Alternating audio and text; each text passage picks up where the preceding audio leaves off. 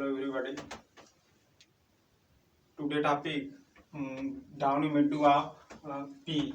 A new topic, new disease है आपके P का। मटर पे एक रोग लगता है जिसको डाउनी मिल्ड्यू ऑफ पी कहते हैं। So downy mildew of pea या or downy mildew of grape is sub division mastigomycotina. Sub division mastigomycotina. Downy mildew of pea, Kajal armenia, Peronospora paisae, and if grape so Plasmopora viticola। तो हम देखते हैं कि downy mildew of pea distribution disease are present in all growing pea country like Bangladesh, Pakistan, America, Europe country and India, China etc.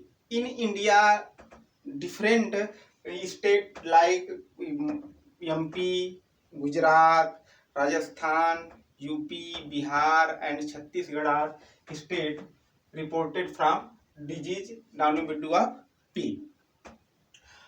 Systematic position आपको लिखने हैं। Systematic position में kingdom mycota, division eumycota, sub division mastigomycotina, class oomycetes, order peronosporales, family peronosporaceae, genus peronospora and species पाइसाई।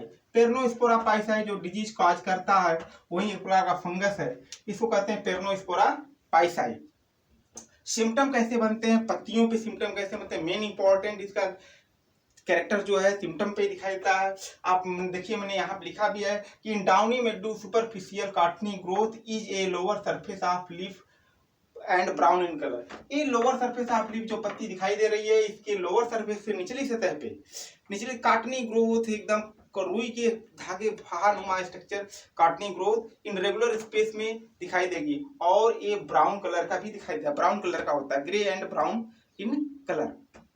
पत्ती पे जब lower surface एक symptom दिखाई देता है जो ओल्ड लीफ होती है, प्लांट की old leaf, symptom are produced on the old leaf of plant because symptom not produced in newly leaf, only old leaf symptom are produced downy layer and cottony growth, white cottony growth and convert into brown in brown or gray in colour.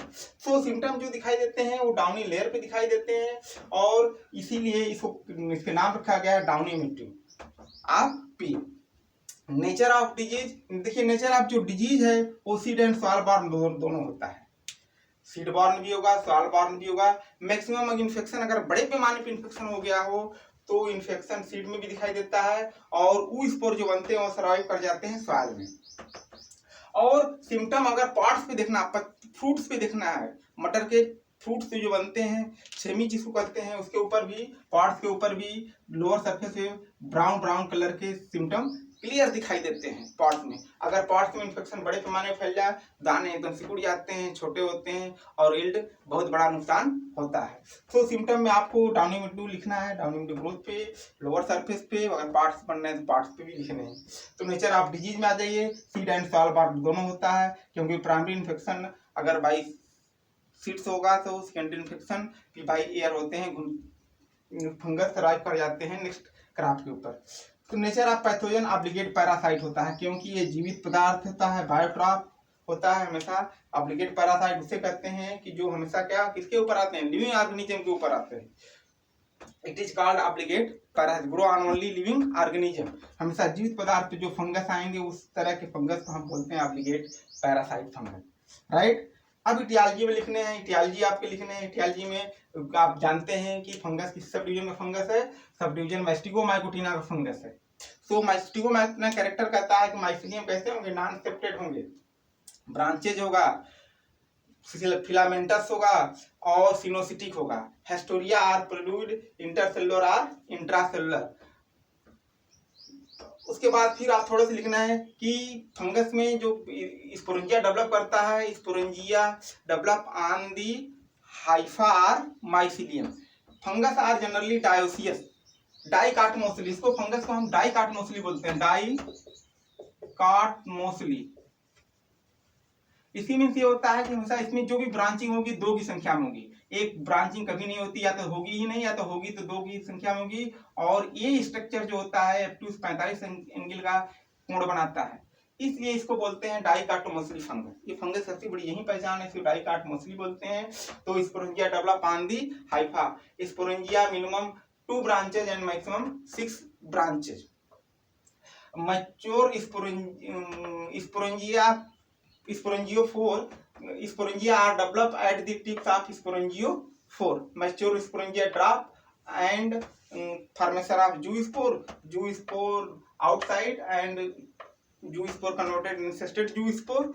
So incested zoospore survive a long resting period in this environment. अगर only ये sexual reproduction हो रहा होगा तो sporangia develop करेगा, उसके अंदर जो स्पोरेंजियोफोर डेवलप करेगा, उसके अंदर स्पोरेंजियम बनेंगे। स्पोरेंजिया जब मैच्योर कंडीशन हुआ तो स्पोरेंजिया टूट जाता है, टूटने के बाद उसके अंदर से जूस्पोर फॉर्मेशन होगा। जूस्पोर बाद में इंफेस्टेड जूस्पोर कन्वर्ट हो जाते हैं और ये इंफेस्टेड जूस्पोर लंबे समय तक इस वातावरण में पड़े रहते हैं। नेक्स्ट ईयर क्रॉप आने पे, अगले साल क्रॉप आने पे फिर ये जर्मिनेट करता है।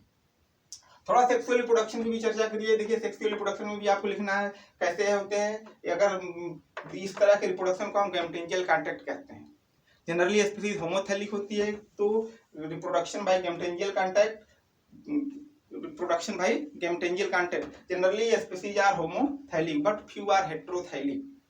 Male and female sex organ are developed on the same hypha, it is called homothallic. Male and female sex organ are developed on the different hypha, it is called heterothallic, right? So male organ are called anthodium while female organ are called oogonium. Male organ club shape multinucleate and female organ spherical and multinucleate. Both sex organ are developed and contact to each other. At the contact point, wall dissolve and formation of fertilization tube.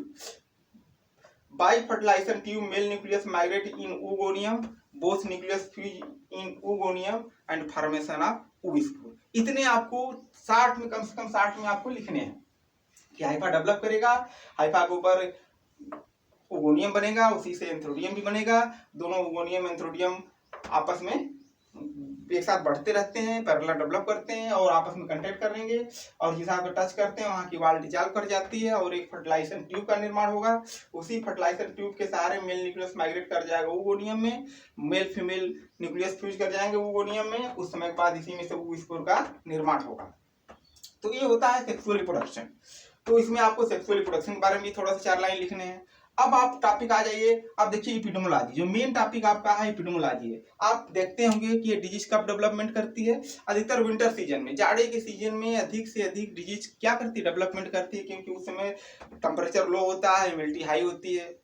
तो temperature कम से कम 5 और 22 degree centigrade के आसपास minimum temperature और maximum temperature average 17, 18, 22, 15 तक भी superficial growth होती है फंगस के ऊपर, और सॉरी प्लांट के ऊपर। और रिलेटिव ह्यूमिडिटी 70% से ऊपर होनी चाहिए और रेनफॉल मिनिमम हो, कम से कम हो, या हल्का फुल्का बूंदाबांदी हो जाती है तब भी बड़े पैमाने पर दी जाती है, क्योंकि अधिकतर ये जाड़े के सीजन में ज़्यादा ठंडक सीजन रहता है,